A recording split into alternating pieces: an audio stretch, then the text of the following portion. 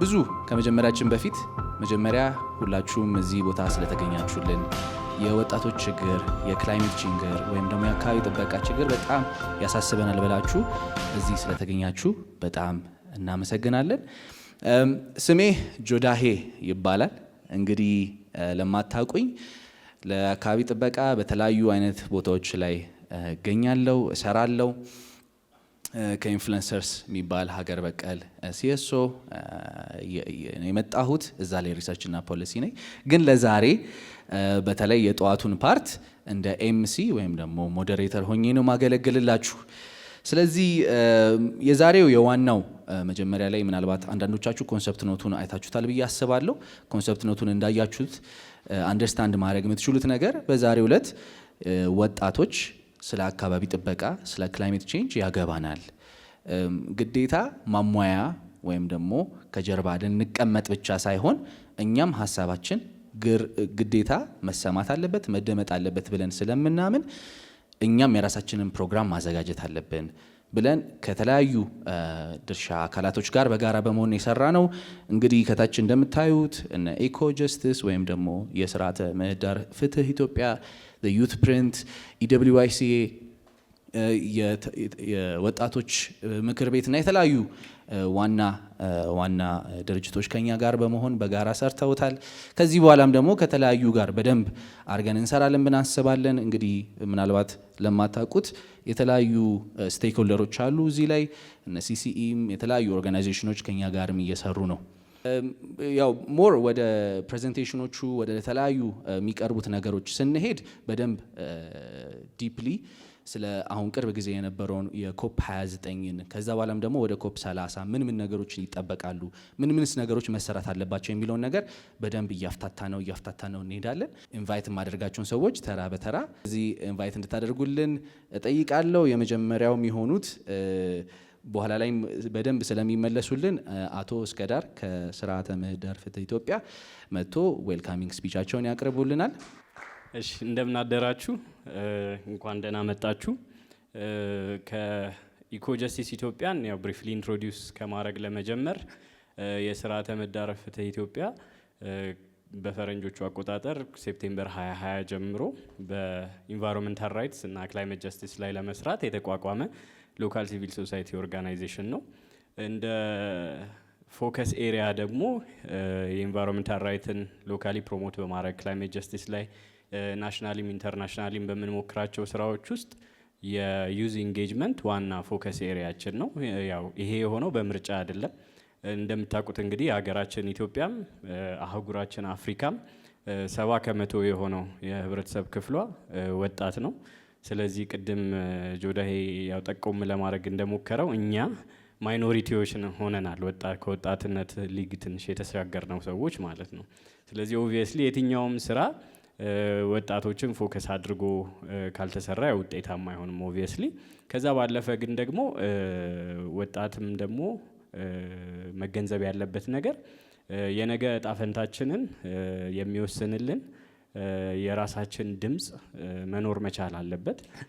በእያንዳንዱ በተለይ ደግሞ እንደ አየር ንብረት ለውጥ ላለ የወደፊት እጣ ፈንታችንን በሚወስን ጉዳይ ላይ ፓሲቭ መሆን የለባችሁም። ምክንያቱም ይሄ ነገር ነገ የዛሬ ላይ ውሳኔ የምንሰጥበት መንገድ ነገ ሀቢት ልናረግበት የምንችለው ፕላን ልንኖርበት የምንችለው ምድር አክቹሊ ይኖረናል ወይስ አይኖረንም የሚለውን ነገር የሚያሳይ ነው። ብዙ የክላይሜት ዲስከሽኖች ሲታዩ ስለ ክላይሜት ጀስቲስ ስናወራ ካደጉ ሀገሮች ለሚያድጉ ሀገሮች የሚሰጠው ገንዘብ ምናምን ፖለቲካው ዶሚኔት ያደርገዋል። መረሳት የሌለበት ቁልፍ ነገር ግን ስለ አየር ንብረት ለውጥ ስናወራ ሀቢተብል የሆነ ፕላኔት የሰው ልጅን ሕይወት የምትደግፍ ንጹህ አየር እየተነፈስን ጤናማ የሆነ የአየር ጸባይ ልውውጥን እያየን እየበላን እየጠጣን የምንኖርበትን ፕላኔት ነው እያጠፋ ያለ ነገር ነው መፍትሄ ለመስጠት እየሞከርን ያለ ነው። ስለዚህ በደንብ ይሄንን ነገር ከልባችን ተረድተ ነው አክቲቭሊ ኢንጌጅ እያደረግን እንደምንቆይ ተስፋ አደርጋለሁ። አመሰግናለሁ። ቀጥሎ የሚሆነው ደግሞ ከኢንፍሉዌንሰርስ ኤክስኪዩቲቭ ዳይሬክተር ናሆምን ወደ መድረክ ጋብዛለሁ። እንኳን በሰላም መጣችሁ እና ጥሪያችን አክብራችንም ስለመጣችሁ እናመሰግናለን። በመጀመሪያ ደረጃ ከዛ ስለ ኢንፍሉዌንሰርስ ትንሽ ነገር ልላችሁና እንኳን ደህና መጣችሁ ብለን ወደ ቀጣዩ ፕሮግራም እንሄዳለን። ሶ ኢንፍሉዌንሰርስ ኤንቫይሮንመንት ላይ የሚሰራ ኦርጋናይዜሽን ነው። ወጣቶች ላይ ፎከስ አድርጎ ከወጣቶች ናቸው ኔክስት ጀኔሬሽን የሚከተሉት። ስለዚህ ወጣቶችን ቤዝ አድርገን የተነሳንን የምንሰራው አዌርነስ ክሪኤሽን እና ፕሮጀክቶች ኢምፕሊሜንቴሽን እና ሪሰርች እና ዴቨሎፕመንት ላይ እንሰራለን። መሬት ላይ ለመስራት እየሞከርን ያለን ድርጅት ኦርጋናይዜሽን ነን። ወጣቶች ላይ ፎከስ አድርጎ ኔክስት ጀኔሬሽን ወይም የሚቀጥል ቀጣይ ተረካቢውን አዌር አድርገን ከነሱ ጋር አንድ ላይ በመሆን ወደ የተሻለ ኤንቫይሮንመንት ወይም የተሻለ ጀኔሬሽን ክሬት ለማድረግ የምንሞክር ኦርጋናይዜሽን ነን። አይ ሆፕ ዛሬ የምናደርገው ኮንቨርሴሽን ፍሩትፉል ይሆናል። በደንብ ሁላችሁም ተሳትፋችሁ የተሻለ የሆነ አቋም ይዘን ወይም የተሻለ ዶኪመንቴሽን አድርገን የምንወጣበት ይሆናል ብዬ አስባለሁ። አመሰግናለሁ። ኢንፍሉዌንሰርስ ናሆም ከተናገረልን አቶ ያሬድን ወደ መድረክ ጋብዙልንና ደግሞ ከዩዝ ፕሪንት ደግሞ የእነሱንም ትንሽ ኦፕኒንግ ስቴትመንት እንስማ። እንኳን ሁላችሁም ደህና መጣችሁ ወደ ዛሬው የፖስት ኮፕ 29 ሪፍሌክሽን ኤንድ ፖሊሲ ዲያሎግ ሴሽን ሃይ ሌቭል ሴሽናችን ነው።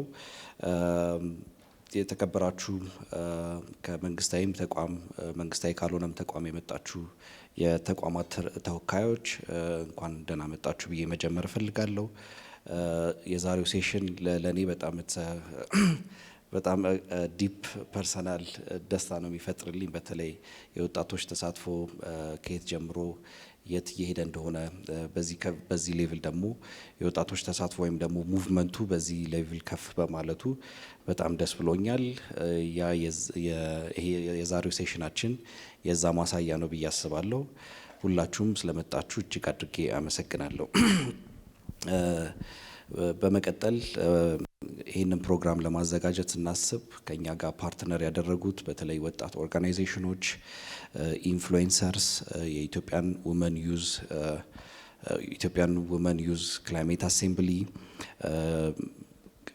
በተጨማሪ ደግሞ ኢኮ ጀስቲስ ከዚህ በፊት በነበሩን የፕሪኮፕ ፖስት ኮፕ ኢቨንቶች ላይ አብረውን የተሳተፉ ተቋማቶች ናቸው። ከነሱ ጋር በመሆን ላለፉት 1 ወይም 2 ዓመታት በተለይ ኮፕ 29 ወይም ኮፕ ከመጀመሩ በፊት ፕሪና ፖስት ኮፕ እያለን ስለ የኮፕ ተሳትፎ ብቻ ሳይሆን ኮፕ ላይ ምን አይነት የሰብስታንቲቭ እውቀቶች መኖር አለብን ወይም ደግሞ ስለ ጉዳዩ እዛ ላይ ስለሚነሱ ሀሳቦች ከዛ በተጨማሪ ደግሞ የሚኖሩን እውቀቶችን እንዴት መገብየት እንደምንችል እንወያይ ነበረ።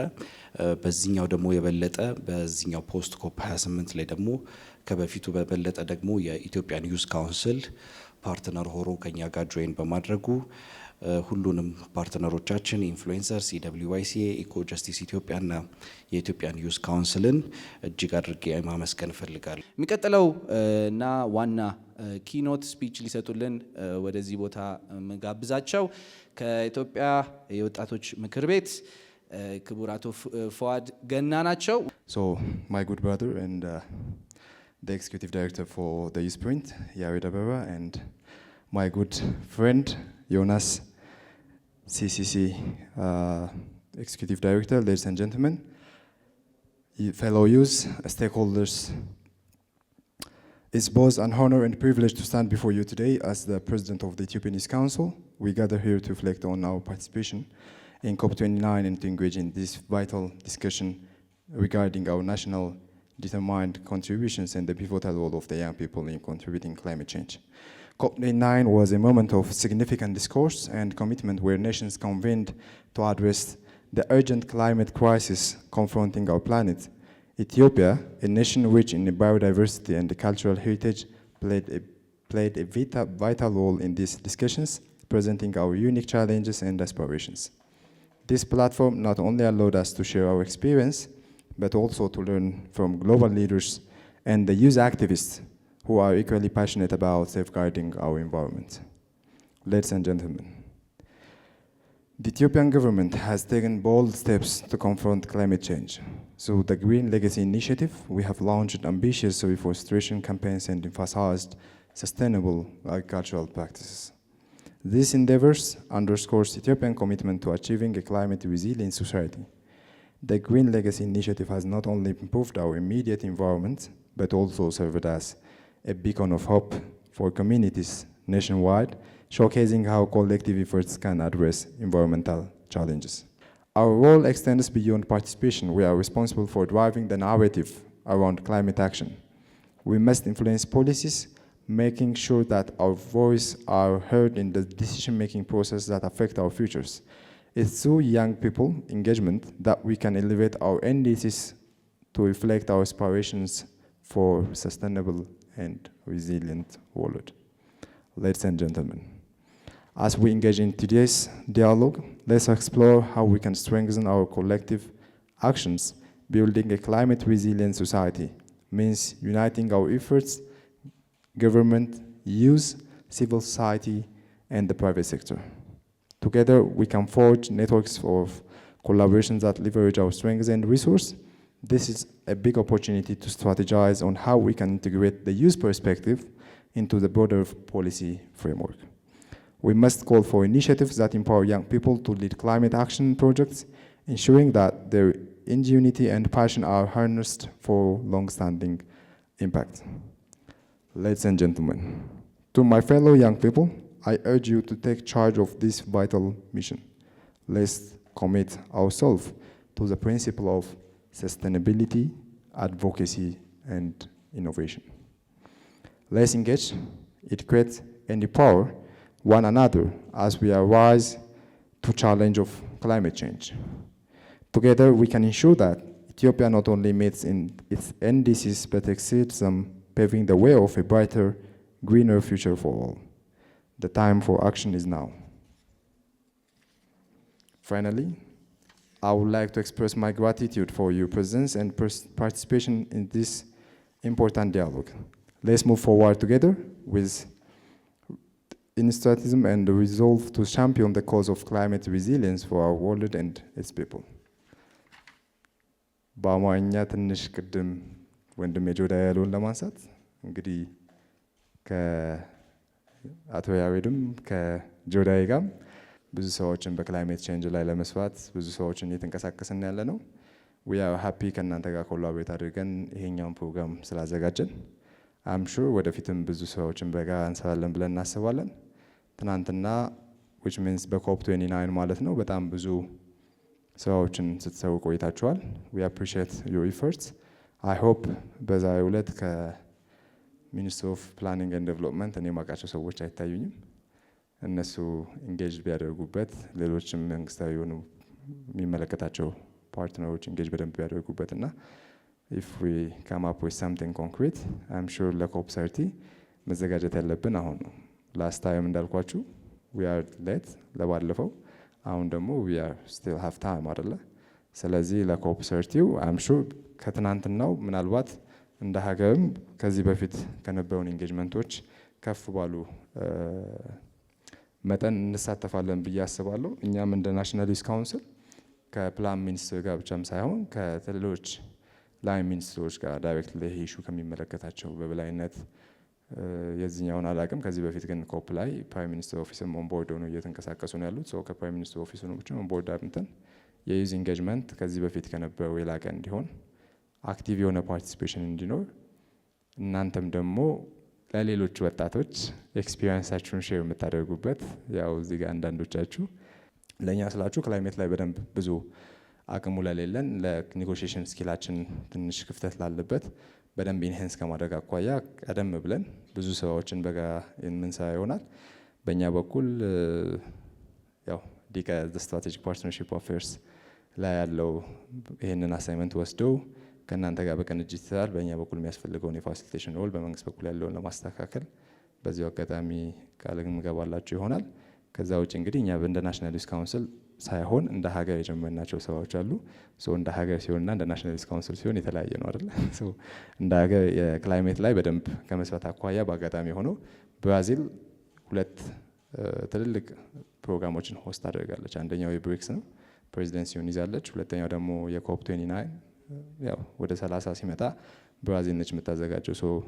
ከክቡር አምባሳደሩ እዚህ ካለው ሚሽን ጋር እዛም ካሉት ሚሽን ጋር እየተነጋገርን ያለ ነው። ሶ ኢን አድቫንስ በጣም ብዙ ሰዎች መስራት ይኖርብናል እንደምንሰማ አምናለሁ። ወጣቶቻችን ግን በደንብ እንዲሳተፉ ዴቨሎፕመንት ፓርትነሮችንም በደንብ ሲሪየስ የሆነ ሚቲንጎችን እያካሄድን ነው። ዛሬም አሁን ከዚህ ስብሰባ በኋላ የሌላ ሚቲንግ ይኖረኛል ከዚሁ ጋር በተያያዘ። ሶ አይ አም ሹር ዊ ገና ሲ ብዙ ወጣቶች ስፔሱ ተከፍቶላቸው ኢን አድቫንስ ትሬንድ ሆነው በደንብ የነ ጆዳሄን አይነት ወጣቶች ተፈጥረው በኮፕ 30 ላይ ኢንጌጅ እንደምናደርጋቸው ማለት ነው። ሶ ናሽናል ዩዝ ካውንስሉ ከእናንተ ጋር ወደፊትም ለመስራት ኦልዌይስ ኦፕን ነን። አመሰግናለሁ።